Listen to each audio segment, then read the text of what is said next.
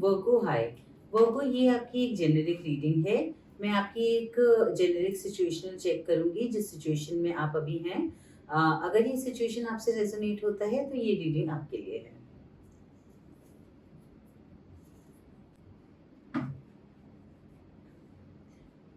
वर्गो, आप अभी जिस सिचुएशन में हैं, कोई एक मेजर चेंजेस आ रहे हैं आपकी लाइफ में जिसको लेके आप काफ़ी ज़्यादा बर्डन फ़ील कर रहे हो। बहुत बड़ा बदलाव आ रहा है जिसको लेके आप काफ़ी ज़्यादा बर्डन फ़ील कर रहे हो। दो आप इस बदलाव के साथ जा रहे हो, यूनिवर्स पे ट्रस्ट कर रहे हो कि ये आपके अच्छे के लिए है। एक तरफ आप यूनिवर्स पे ट्रस्ट कर रहे हो और दूसरी तरफ आप इतना ज़्यादा लोड ले रहे हो उस चीज़ का कि आपका वो ट्रस्ट से जो एनर्जी आनी चाहिए थी वो नहीं आ पा रही है एंड इसीलिए आपको स्ट्रेस हो रहा है।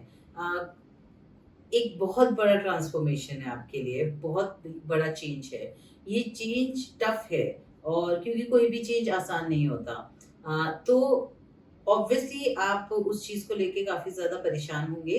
लेकिन जब आप ये सोच रहे हैं कि ये बदलाव यूनिवर्स खुद से आपके लिए लेके आया है, तो स्ट्रेस क्यों लेना? आगे का रास्ता भी universe will clear it. Past में बहुत ज़्यादा कन्फ्यूजन देख रही हूँ आपकी तरफ से। एक्शंस नहीं है चीज़ों को लेके। बहुत होल्ड बैक कर रहे हैं चीज़ों को लेके। करना चाहते हैं, मन से करना चाहते हैं लेकिन होल्ड बैक कर रहे हैं। इफ अगर ये एक लव रिलेशन रिलेटेड है तो फिर एक पर्टिकुलर लव रिलेशन है जिसको लेके आप काफ़ी ज़्यादा कन्फ्यूज़ थे पास्ट में। आप पूरी तरह से उसमें प्यार दिखा नहीं रहे थे एंड एक्शंस भी आपके काफ़ी ज़्यादा स्लो थे। तो सामने से the other person was putting efforts in it and इस वजह से आपको उस पर्सन पे भरोसा हुआ एंड करंट में there is an equal give and take. आप भी इस रिलेशन में एफर्ट्स डाल रहे हैं, अगर ये रिलेशन है और आप भी इसमें अपनी एनर्जी को का कंट्रीब्यूशन कर रहे हैं जो पास्ट में बिल्कुल भी नहीं था। अगर मैं इस सिचुएशन का ट्रांज़िशन देखूँ तो बेसिकली फ़ियर की वजह से आप इस रिलेशन में एनर्जी नहीं दे रहे थे एंड नाउ अब आपको उस पर्टिकुलर अदर एनर्जी जो इन्वॉल्व है आपके साथ, उन पे ट्रस्ट आ गया है।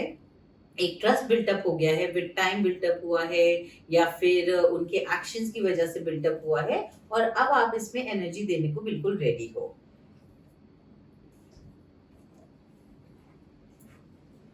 फ्यूचर में बहुत ही ब्यूटीफुली ये रिलेशन आगे बढ़ रहा है। बहुत ही श्योरिटी के साथ। जिस तरह से मैं देख रही हूँ पास्ट में डाउट थे and currently equal give and take है। फ्यूचर में आप बहुत श्योर हो इस रिलेशन की तरफ एंड पूरी तरह से ओपन अप हो। आप सामने से लाइक इस रिलेशन में एनर्जी भी दे रहे हो and other person is also giving proper energy to you. It seems there is an offer coming. तो अगर ये एक कैजुअल रिलेशन है तो हो सकता है कि कमिटमेंट में आप आ जाएं और अगर ये एक सीरियस रिलेशन है तो हो सकता है कि आप शादी की बात आपकी डिस्कस हो। या आप लोगों के बीच में शादी की बात डिस्कस हो। ये जो पूरा सिचुएशन है ये एक ग्रोथ ऑफ अ रिलेशन है, a growth of a equal give and take in a relation है। मे बी ये रिलेशन बहुत टाइम से चला आ रहा है बट प्रोग्रेस इसमें हम अभी देख रहे हैं। What is Virgo worried about? Virgo, बहुत ओवरथिंकिंग है आपको।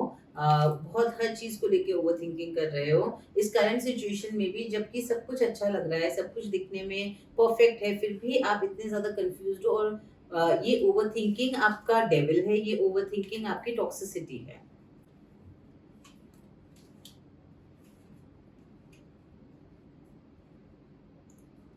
वर्गो, आई डोंट अंडरस्टैंड आप क्यों डरे हुए हो इस चीज को लेके। बिकॉज बहुत पैशन है आपके मन में इसके लिए। It is a very stable situation for you and आप काफी ज्यादा इस सिचुएशन में खुश फील करते हो, काफी ज्यादा ब्लेस्ड फील करते हो। What has happened which is leading for this overthinking? Work past में कोई एक सिचुएशन था जिसको आप काफ़ी ज़्यादा पसंद करते थे एंड उसमें आपने काफ़ी एफर्ट्स दिए थे और बहुत ज़्यादा केयरिंग थी आपके मन में उसके लिए and because of this situation, तो उसमें में भी एक अच्छी एंडिंग ना हुई हो, and because of that situation आप इतने डरे हुए हो। अ, ये इस सेम इंसान के साथ भी हो सकता है, ये किसी और इंसान के साथ भी हो सकता है, कि क्योंकि पास्ट में ये हुआ है कि आप बहुत ज़्यादा चाहते थे कोई चीज़ को होना, एंड उसमें एफर्ट्स डाल रहे थे, बट वो नहीं हुई, तो अब आपने उसे एज़ अ ट्रॉमा ले लिया है। आप बहुत केयर करते थे उस सिचुएशन के लिए, बट अब आप वो आपका ट्रॉमा बन गया है, और उस ट्रॉमा को आपको हील करना होगा। क्योंकि 2 इंसान या 2 टाइम पे सेम इंसान एक जैसा नहीं होता। बहुत सारी लर्निंग होती है, इंसान चेंज हो जाता है। आपको बस ये देखना है कि आप सेल्फ सैक्रिफाइस ना करो, एंड ओवरथिंकिंग ना करो, डायरेक्ट कम्युनिकेशन करो चीज़ों को लेके। Current situation, what is Virgo in your person?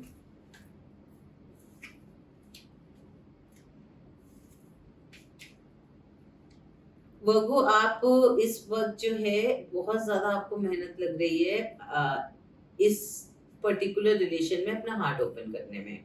धीरे धीरे कर रहे हो आप, बहुत ज्यादा एकदम से नहीं कर रहे, बट डर डर के कर रहे हो।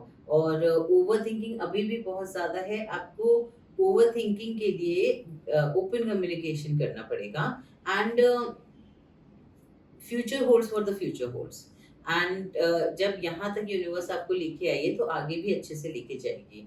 तो इतने डरने वाली बात नहीं है, इतनी ओवर थिंकिंग करने वाली बात नहीं है, थोड़ा ट्रस्ट करिए। Overthinking means you are not trusting the universe. सब आपके हाथ में नहीं होता। कुछ चीजें एक्सटर्नल एनर्जी हमारी लाइफ में इन्फ्लुएंस करती हैं, एंड एक्सटर्नल एनर्जी के इन्फ्लुएंस से भी बहुत सारी चीजें होती हैं। तो just surrender to that external energy for once and see how it goes for you.